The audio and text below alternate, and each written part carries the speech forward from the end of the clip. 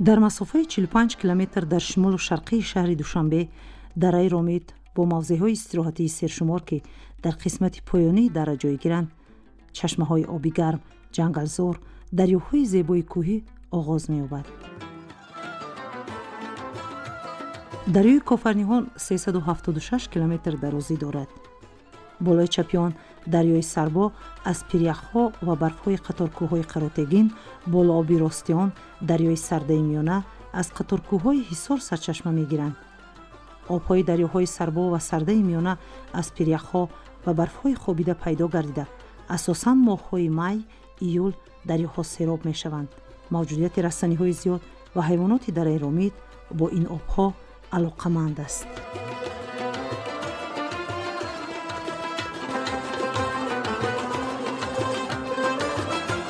пастиву баландии зиёд ва ба воситаи дараҳо ба чандин қисмат ҷудо шуда аз сатҳи баҳр дар баландии гуногун гардидани он боиси муҳити обу ҳаво, олами набототу таркиби хоки ин дара гардидааст.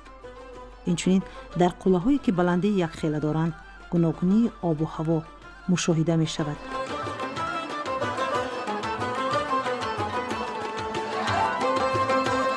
баҳорону тобистон вақте ки ҷойҳои сояи нишебиҳои кӯҳ барфпош аст, дар нишебиҳои офтобрӯя дар баландии якхела аз заминҳои гармшуда гулу гиёҳҳо мерӯянд. дар ин ҷо табиати зебо пур аз растаниву дарахтҳои нотакрор мавҷуданд. нишебиҳоро бодомзор, тусзор, бедзор, зарангзор ва тутзор пӯшонидааст. ҳамчунин дарахтони худрӯи себ, нок, олуча, гелос, чормағз, биҳӣ, бодом, арча ва ҳатто дарахтони алоҳидаи нодири худрӯй, сарв, буттаҳои дулона, писта, ангат, зирк, настаран ва ҳар гуна гиёҳҳои шифобахшу муқаррарӣ ҳастанд.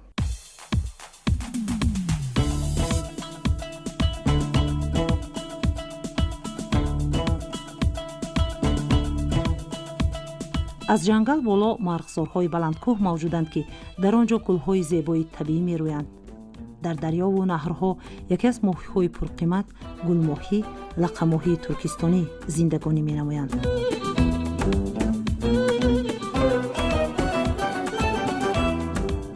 сайёҳии экологӣ яке аз намудҳои сайёҳии табиӣ ба шумор меравад ки ҳадафи асосии он маърифатнок кунонидани сайёҳон тавассути расонидани таъсироти максималӣ ба комплексҳои табиӣ мебошад. асоси сайёҳати экологиро ҳимояи муҳити атроф ташкил медиҳад. яке аз омилҳои пайдоиш ва ташаккулёбии сайёҳии экологӣ вобаста ба хусусияти оммавӣ пайдо кардани сайёҳат, зиёд шудани сарбории антропогенӣ бо захираҳои табиӣ ва фарҳангию таърихӣ мебошад. сайёҳати экологӣ аз доираи васеи сайру сайёҳатҳо ва хатсайрҳои маърифатӣ таълимӣ шурӯъ шуда то хатсайрҳои мунтазами сайёҳатиро ба табиат ва мамнӯъгоҳҳо дар бар мегирад.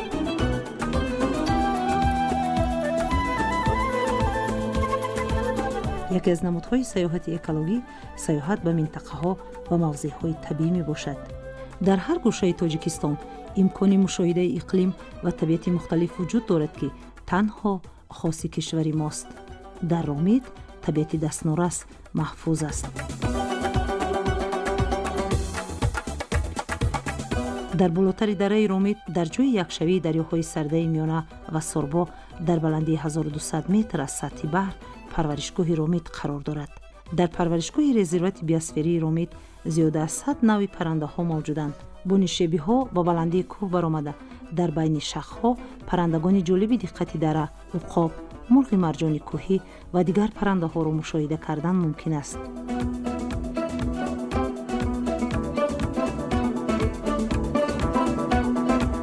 дар парваришгоҳ навъҳои зиёди ҳайвонот ки баъзеи онҳо ба китоби сурхи ҳайвоноти нодир ворид шудааст мавҷуданд.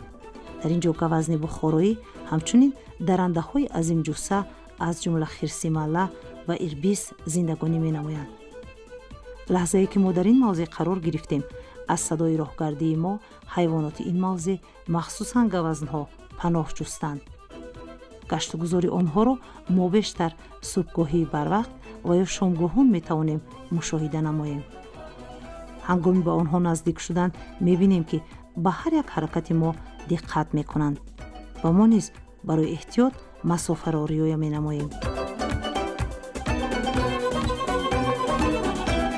гавазнҳо дар ҳавои гарм, дар сояи дарахтҳо ва дар ҷойҳои баланди парваришгоҳ қарор мегиранд. ҳукумати мамлакат бо мақсади зиёд гардидани ҳайвоноти нодир ин резервати биосферии ромитро ташкил намудааст. табиат ва иқлими мо барои парвариш ва нигоҳубини ин ва дигар намуди паррандаву ҳайвоноти нодир мувофиқ буда бо истифода аз шароит ва имкониятҳо дар бештари мавзеъҳои кишвар чунин парваришгоҳҳо ба роҳ монда шудааст. ҳадафи асосии ташкили парваришгоҳи гавазни бухороӣ резервати биосферии ромит аз барқарор намудани гавазни бухороӣ ки дар китоби сурхи тоҷикистон ворид карда шудааст иборат аст.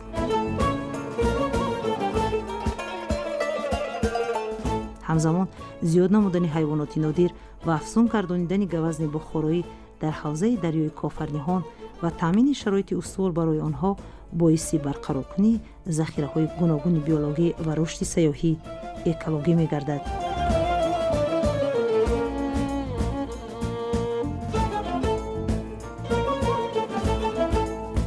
дараи ромит хеле аҷоиб ва бой аст, бахусус барои ташкили сайёҳати пиёдаи кӯҳӣ. ҳукумати Тоҷикистон ромитро бо мақсади рушди сайёҳат дар ин мавзеи пурнеъмат ва хушманзара минтақаи истироҳат ва сайёҳӣ эълон кардааст. фаровонии гулу гиёҳҳои шифобахш, шароити хуби ин мавзеъ барои парвариши занбури асал ва истеҳсоли асали аълосифат басо муфид аст.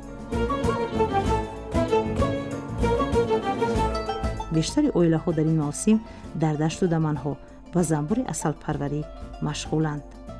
дар ин кор солҳои зиёд аст ки таҷриба гирифтаанд. дар минтақаи деҳаи Лафағар мана занбур овардагим ва занбурбонӣ машғул ҳастем. ман соли дуюм аст ки дар миҷ занбур мемонам. порина 2 маротиб асал гирифта будам. як маротиби ҳамин 40 қутӣ 600 кило асал гирифтам. бори дуюмуш 280 кило асал гирифтам. ҳамин зиндагим аз ҳисоби асал порина мана то ин вақта аз ҳисоби асал рафтезидааст. ин шуғли хеле ҳам сердаромад, ҳамзамон шавқовар ҳам ҳаст. барои занбури асалпарварӣ дар дараи ромит тамоми имконият ва шароитҳо фароҳам аст. дашту даманҳо пургулу гиёҳанд. занбурон шаҳд ҷамъ оварда асали тозаи табииро омода мекунанд. хусусиятҳои шифобахшии асалро ҳамагон хуб медонанд ва кӯшиш менамоянд ки барои табобати дарду бемории худ аз асал бештар истифода баранд.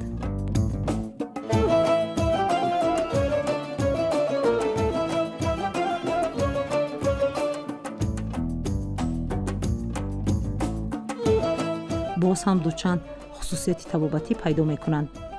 ин дороию ганҷ, гиёҳҳои шифобахши диёр дар дашту даманҳои дараи ромид низ зиёд рӯиданду барои барқарор намудани саломатӣ василаи беҳтарин аст.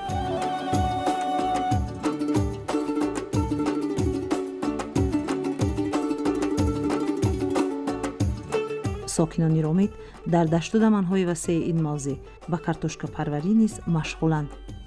вақти хешро самаранок истифода бурда бо ин восита зиндагии худро беҳтар гардонида дар таъмини амнияти озуқаворӣ саҳм мегузоранд. ҳосили ҳамасолаи асал ва картошка хуб буда хоҷагидорон кӯшиш мекунанд ки вақт ва мавсимро ба мақсад мувофиқ истифода баранд. ин мавзеъҳо, табиат ва шуғли мардум барои сайёҳон ҷолиб буда дар ин мавсим барои сайру гашт зиёд меоянд.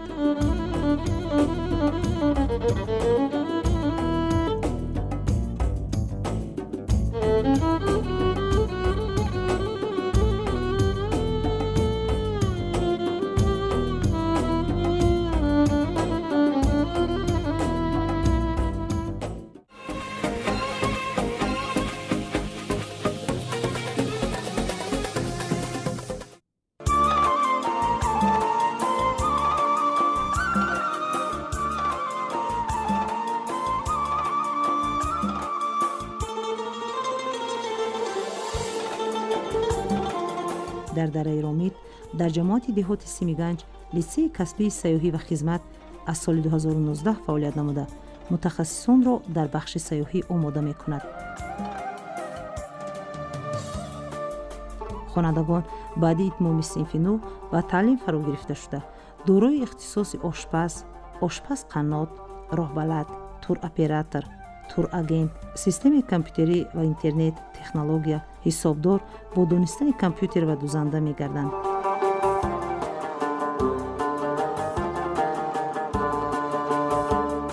хуб аст ки дар ҳамин мавзеи зебову дилписанди дараи Ромид ҳамин гуна литсей ба тайёр намудани мутахассисони соҳаи сайёҳӣ машғул аст.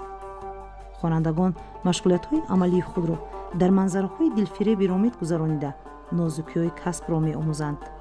дар оянда метавонанд ки барои муаррифии ҳар як мавзеи кишвар нақши худро гузоранд.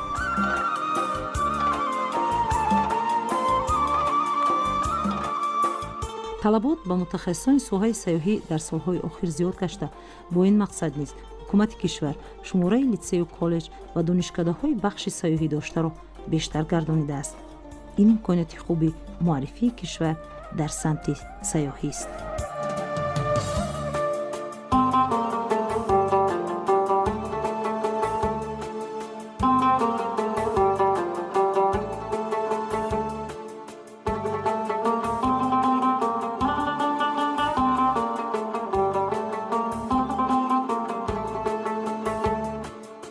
дар мавзеи олучадараи деҳоти Ромид ҳавзҳои моҳипарварӣ ва меҳмонхона бунёд гардидааст. аз соли 2019 инҷониб дар ин мавзеъ дар 21 ҳавзи моҳипарварӣ ки масоҳаташон аз 60 то 160 метри мураббаъ мебошанд, моҳиҳои гулмоҳӣ, навъҳои рангоранг, дарёгӣ ва тилоранг парвариш карда мешаванд ки навъи беҳтарини моҳиҳо маҳсуб меёбанд.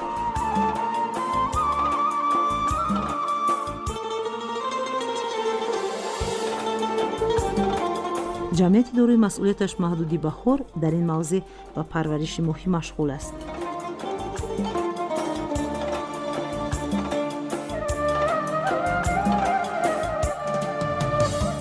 моҳипарварӣ дар солҳои охир дар тамоми гӯшаҳои кишвар васеътар гашта, имконияти бо гӯшти хушмазза таъмин намудан зиёд гаштааст.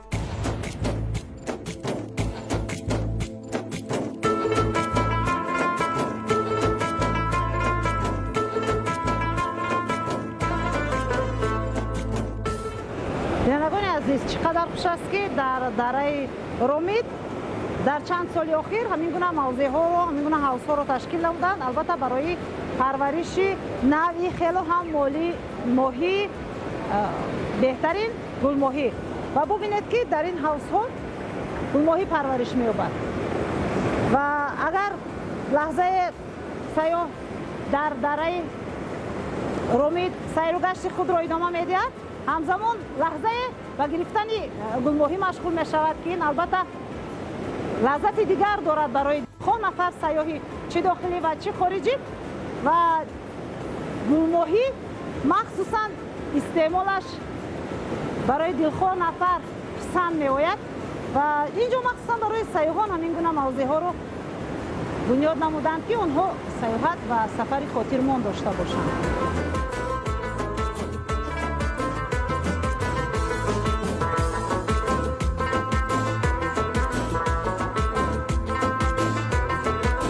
гӯшти моҳӣ аз рӯи арзиши истеъмолӣ дар байни маҳсулоти сафедадори ҳайвонӣ яке аз ҷойҳои аввалинро ишғол менамояд. сафедаҳои гӯшти моҳӣ хуб ҳал мешаванд ва дар таркиби худ аминокислотаҳои ивазнашаванда доранд. равғани моҳӣ моеъ буда дар таркибаш то 84% кислотаҳои носери равғанӣ дучор мешавад. ин равған дар организми инсон нағз хал шуда тез талх шуданаш мумкин аст. моддаҳои маъданӣ дар гӯшти моҳӣ як хел нестанд. дар гӯшти он бисёр макро ва микроэлементҳо бо монанди фосфор, калсий, магний, оҳан, калий, йод, мис, кобалт, рух, қурғошим ва ғайра дучор мешаванд.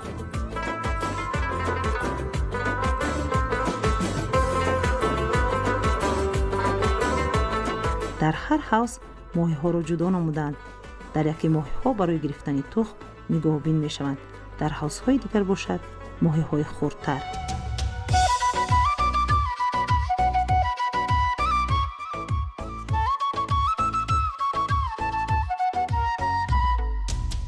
барои дар оянда васеъ кардани фаъолияти моҳипарварӣ дар мавзеи олучадараи деҳоти Ромид сохтмони ҳавзҳои нав идома дорад.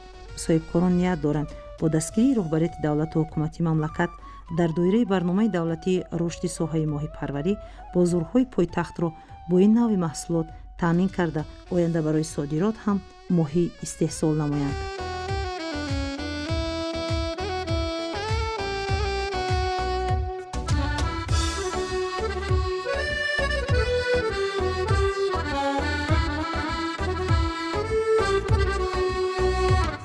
дар ҳамин мавзеъ ҳамчунин ҳавзҳои моҳипарварӣ аз тарафи ҷамъияти дорои масъулияташ маҳдуди меҳвари Душанбе низ бунёд гардидааст.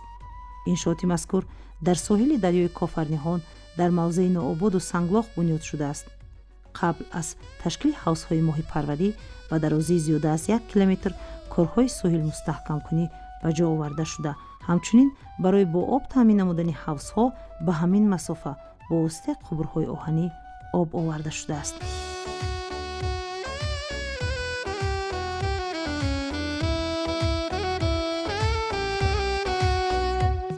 масоҳати умумии гирду атроф ва ҳавзҳои моҳипарварӣ 7 гектарро ташкил намуда, дар масоҳати 3 гектар дарахту бутта ва гулҳои ороишӣ шинонида шудааст.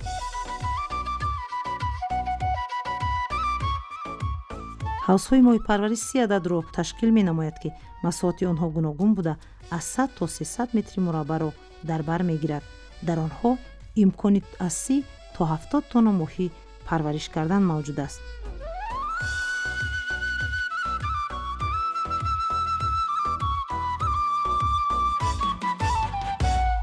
дар ҳавзҳои мазкур парвариши моҳиҳои нави гулмоҳии шоҳона ва осётра аз тухми кримина оғоз мегардад. гӯшти моҳӣ барои инсон нисбат ба дигар намуди гӯштҳои истеъмолӣ фоидаовар аст. тавсияҳои ҷо дорад, ки одамоне ки гӯшти моҳиро бештар истеъмол менамоянд, хуб хоб мераванд, кам бемор мешаванд ва дароз умранд.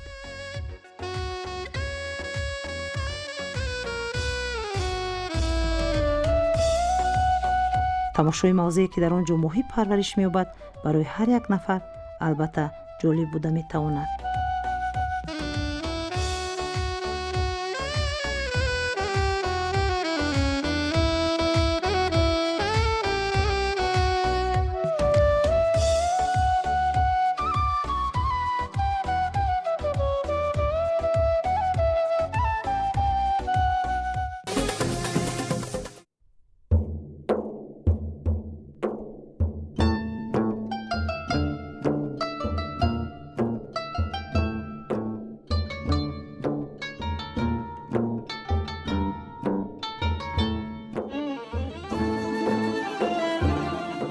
дараи Ромид яке аз манзараҳои зеботарин ва минтақаи сайёҳии мамлакат буда, дар он оби шифобахши Зайрон ва Явроз низ мавҷуд аст.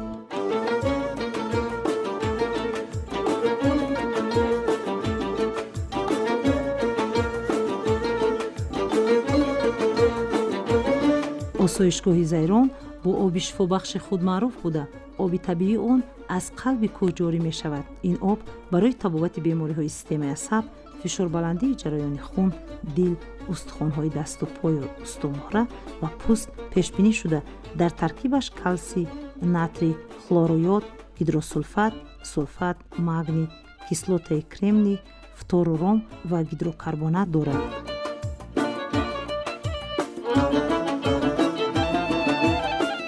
мавзеъ осоишгоҳ, ки дар лаби дарё воқеъ аст, ҳавои тозаи рӯҳбахш дошта, асабҳоро ором мекунад.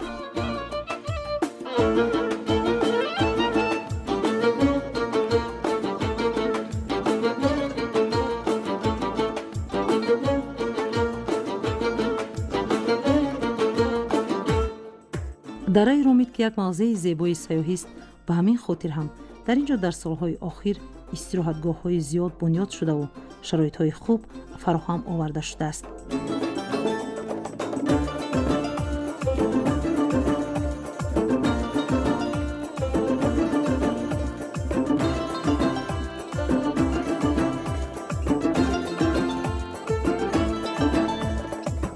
کوه و دشت و دمن‌هایش دلفریب است.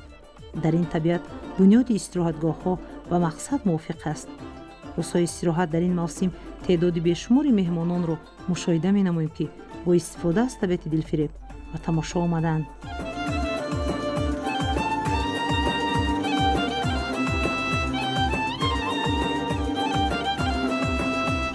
дарёи кофарниҳон худ барои истироҳат ва фароғати ҳар як нафар мусоид аст. чун табиат мунаққаш аст, бо бунёди истироҳатгоҳҳо имкониятҳои сайёҳии дараи ромидро метавон бештар гардонид. дигар худ дӯстдорони сайёҳат ба ин мавзеъҳо зиёд меоянд.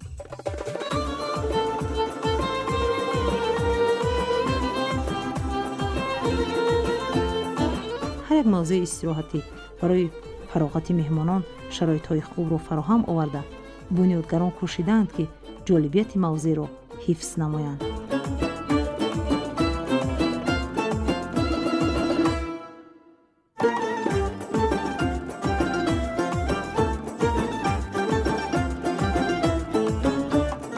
дар дараи ромид сари ҳар қадам ошхонаву чойхонаҳо барои хизмат расонидан ба мардум имкониятҳои меҳмонпазироиро васеъ намудааст.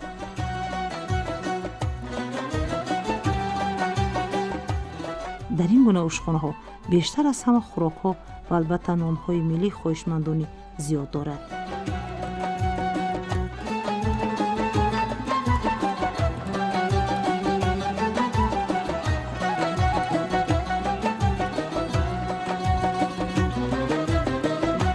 ҷолиби диққат он аст, ки дар ҳар яки ҳамин ошхонаҳо гулмоҳӣ пухта мешавад. ҳамагон медонанд, ки аз ҳама моҳии болаззат дар ҳамин ҷо парвариш ёфта, ҳамзамон пухта пешниҳоди меҳмонон гардонида мешавад. агар ҷое аз тамошои табиат фароғат намоем, лаҳзаи дигар аз истеъмоли гулмоҳӣ таби кас болидатар мегардад.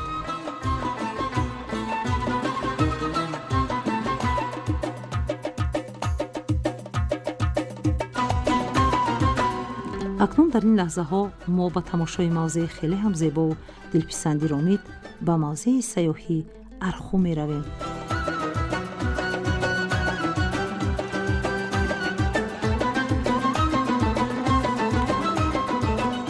дар роҳ мо шоҳиди он мегардем, ки имсол инҷо нерӯи барқро ба тамоми деҳаҳо оварда насб намуданд.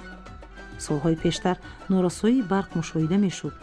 ҳоло бошад дурдасттарин деҳаҳои дараи ромид соҳиби барқ шуданд. маҷмаи сайёҳии арху низ бо барқ таъмин гаштаву имкониятҳои фарохро насиб гаштааст.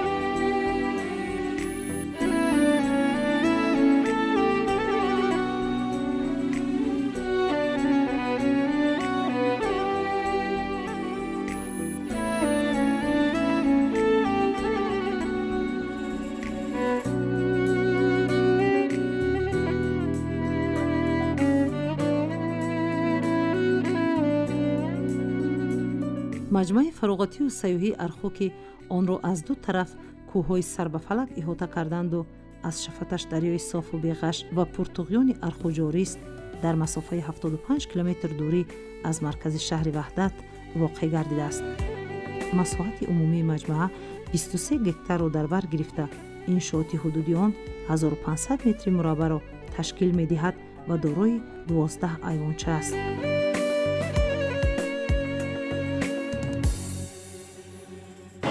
мавзеъи фароғатӣ ва сайёҳии арху соли 2019 аз ҷониби асосгузори сулҳу ваҳдати миллӣ, пешвои миллат, президенти ҷумҳурии Тоҷикистон муҳтарам Эмомалӣ Раҳмон ифтитоҳ гардидааст ва ин мавзеъ низ дар қадори дигар мавзеъҳои сайёҳии кишвар ба он хотир бунёд гардидааст, ки боз ҳам имкониятҳои сайёҳии Тоҷикистони азизро мо муаррифӣ карда тавонем ва ҳар нафаре, ки ба ҳамин мавзеъ меояд, бештар аз ҳама пурсон мешавад, ки яъне арху чӣ маъно дорад. арху калимаи қадимаи тоҷикӣ буда, маънояш баландмақом ва баландмавзеъ аст.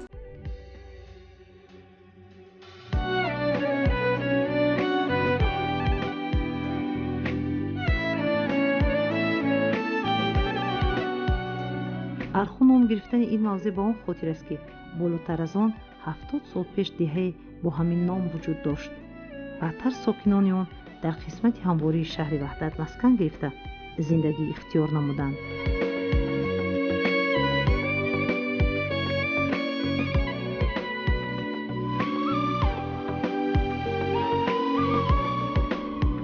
мавзеъи мазкур дар баландии 1900 метр аз сатҳи баҳр ҷой гирифтааст.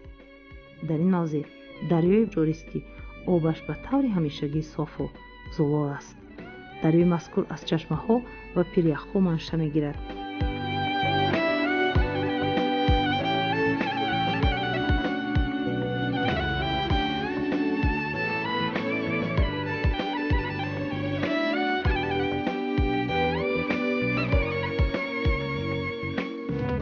ин минтақа бо кӯҳҳои баланди сар ба фалак кашида, набототу ҳайвонот ва паррандаҳои гуногун диққати бинандаро ба худ ҷалб менамояд. боду ҳавои муаттари дараи Арху ба машом ҳаловати тоза бахшида, табиати афсонавии он касро ғарқи хаёлоти рангин менамояд.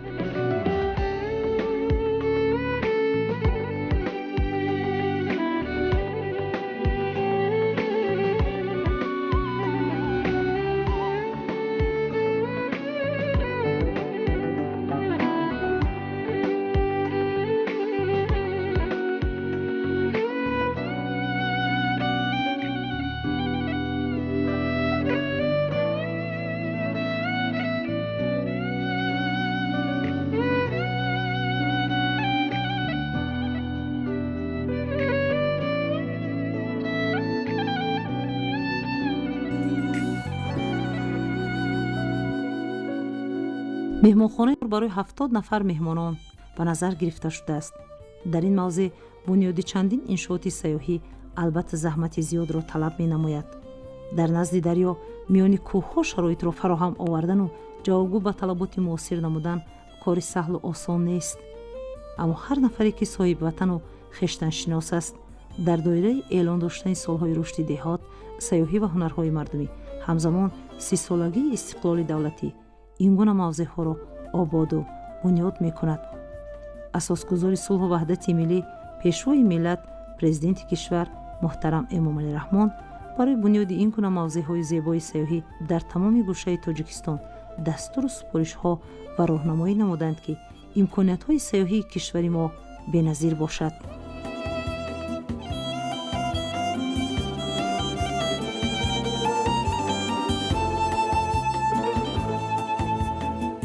дар ҳар ҳуҷраи хоб даҳлез роҳравҳо нақшҳои истифодашуда аз ҳамдигар фарқ мекунанд.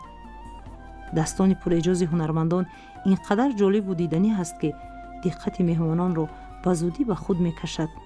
рисолати ҳунармандони тоҷик роҳи дурударозеро пушти сар карда, дар замони соҳиб истиқлолӣ рангу ҷилои ҳунарҳо омезиши тоза гирифт. ҳунармандон бо тавсияи мутахассисони соҳа ҳар як нақшро ҷолиб бунёд намуданд. чӣ қадар завқ ва шавқ бояд дошт ки мавзеъҳои сайёҳиро дилписанд бунёд карда тавонем.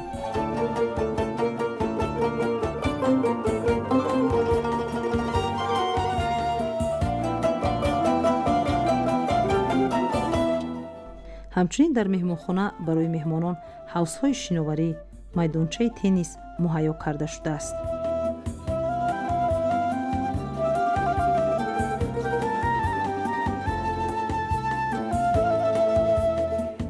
дар мавзеъи истироҳатии Арху бинои дуошёнаи истиқоматии тоҷикона бо тарзу усули миллӣ оро дода шуда бунёд ёфтааст. намунаи ҳавлиҳои тоҷикона барои истироҳати меҳмонон хизмат мерасонад. бинои дуошёнаи қадима ки дар шафати рости дарё бо расму русум ва анъаноти ниёгони миллати тоҷик дар масоҳати 168 метри мураббаъ бунёд шудааст, аз хусусияти дигари маҷмӯаи мазкур маҳсуб меёбад. деворҳои дохили бино бо сару либос, ҳунарҳои дастӣ аз қабили асбобҳои рӯзгор, чакану кашидадӯзӣ ва дигар ҳунарҳои қадимаи миллати тамаддунофари тоҷик ба таври зебо оро ёфтааст.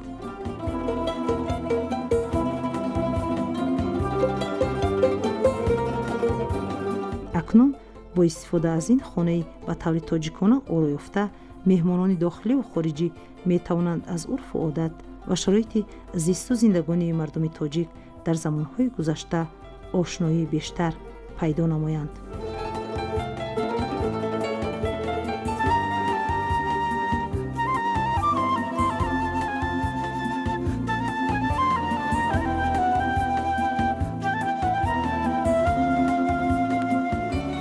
меҳмонхонаи навбунёд аз 5 ошёна иборат буда дар мавзеи хушманзара ва канори дарёи пуртуқиёни Арху қомат афрохтааст. дар ошонаи якуми бино нишастгоҳ, ҷойи қабули меҳмонон ва ошхона барои 50 нафар мавҷуд аст, ки бо тамоми шароити замони муосир муҳайё гардидааст. 4 ошёнаи дигар бошад барои истироҳати меҳмонон пешбинӣ шуда, ҳамаи ҳуҷраҳо бо рахти хоб, телевизор ва дигар шароити зарурӣ муҷаҳҳазанд.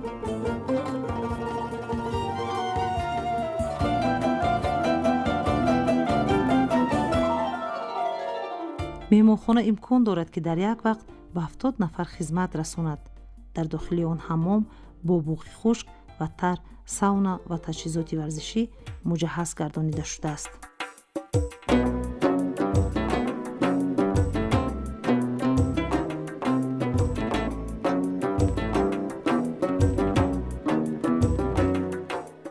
меҳмонхонаи мазкур дорои 32 ҳуҷраи дараҷаи олӣ мебошад. ҳуҷраҳои истироҳатии меҳмонхонаи тозабунёд, ки дар доираи иқдоми созандаи ҳукумати мамлакат ва ҷашни умумии миллӣ 30-солагии истиқлоли давлатӣ сохта шудааст, кушоду барҳаво буда, яке аз дигаре бо шарту шароит ва тарҳи хоса фарқ мекунанд.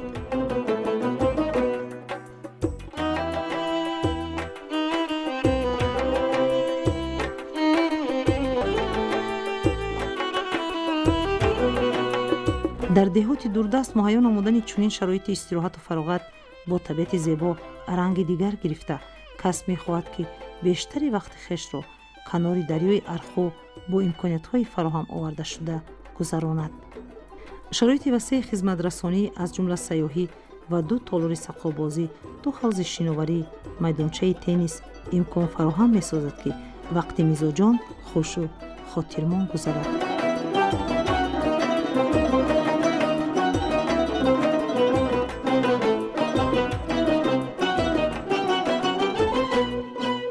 ҳангоми сохтмони ин маҷмӯаи сайёҳӣ 12 айвонча барои суҳбати истироҳаткунандагон ба инобат гирифта шудааст, ки ҳамаи онҳо аз ҷониби устоҳои бомаҳорати тоҷик бо нақшу нигори миллӣ ва кандакорӣ дар чӯб моҳирона сохта шуданду ба кас ҳаловати дигар мебахшанд.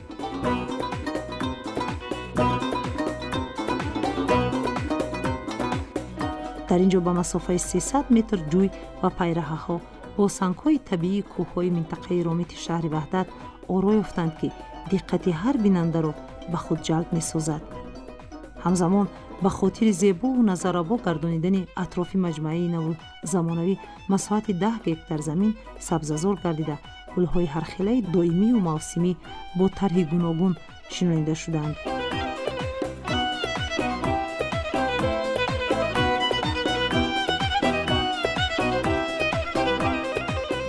дарахтони мевадиҳандаву ороишии ҳудуди маҷмӯаи сайёҳии Арху, ки иборат аз арча, кипарис, себу нок, олучаву зардолу ва ғайра мебошад, аз 1000 зиёд аст.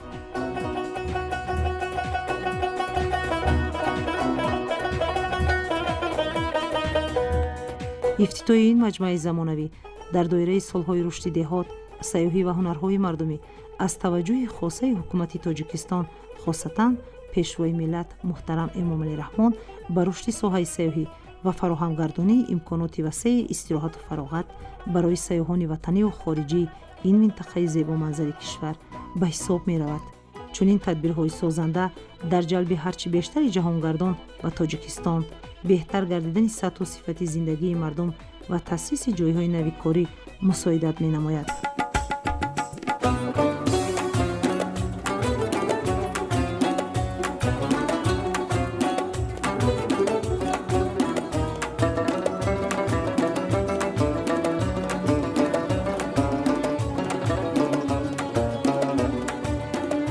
мо ҳар қадаре ки сайругашти худро дар ин мавзеъ зиёдтар намоем, ҳамон қадар аз ҷолибиятҳои офаридаи мавзеи сайёҳии Арху хушҳол мешавем. истироҳати хотирмону фароғати хубро мо дар ин мавзеъ дар меёбем.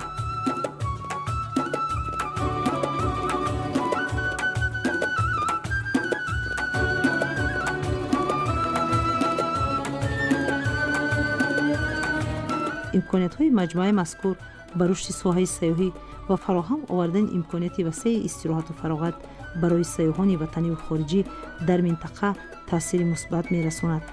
ҳар як нафаре ки муҳаббат ва садоқат ба ватан дорад, албатта ин гуна мавзеъҳоро обод намуда онро пешниҳоди дӯстдорони сайру саёҳат мекунад ва ҳар нафаре ки ба ин ҷо ба тамошо меояд, эҳсоси худшиносию ватандӯстиаш боло гирифта, ӯ низ мехоҳад ки дар ҷодаи хеш саҳмгузор барои пешрафти ватан бошад. чӣ қадар хуш аст канори дарьё нишастану гӯш ба садояш додан. дар ҳар гардишу ҳар равиши об мо ҳазорҳо оҳангро мешунавем ва беҳтарин оҳанг, беҳтарин наво нест, ин садои табиат аст. лаҳзае дар маҷмӯаи фароғатию сайёҳии арху нишастан ва сайру саёҳат намудан арзиши болоро дорад. таби мо хело ҳам гуворо мешавад ва ин ҳама бунёдкориву созандагиҳо воқеан ҳам ба хотири истироҳати хубу фароғат намудани сокинон ва тамоми меҳмононе ки ба Тоҷикистон меояд фароҳам оварда шудааст.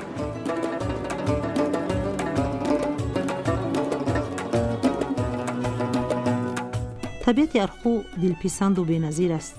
ин қадар моро ин мавзеъ бо тамоми имкониятҳои сайёҳиаш ба худ мекашад ки ба лаб шукронаи Тоҷикистон менамоем. нақши зебои табиат бо эҷози зебои инсон сайёҳонро ба сайёҳати кӯҳсорони сарбаланд, ба лаби дарёи пурхуруш, ба мавҷи софу пурталотуми обшорон, ба сайри гулу гиёҳу дашту даман ва навои зебои кӯҳсорон даъват менамояд. барои дарки ин ҳама зебоиҳо сайёҳ бояд ба қалби кӯҳсорони ин мавзеъ ворид шуда, дар дили табиат, дар оғӯши зебоиҳои бебаҳои диёр фирефтаи ин ҳама бунёдкориҳо шавад. арху чун номаш баландмақому баландмавзеъ аст, барои ҳар як сайёҳ ин мавзеъ бо тамоми имкониятҳояш қалби хешро боз намуда, сайри бебаҳои табиат ва олами зебоиву накати кӯҳсоронро ҳангоми дар ин мавзеъ қарор доштан дарк хоҳед кард. ба сайри мавзеъҳои зебову дилписанди ромид ҳар нафаре ки меояд, дар қалбу хотироташ андешаи зебои офариву оҳанги ватандӯстиро бо худ хоҳад бурд.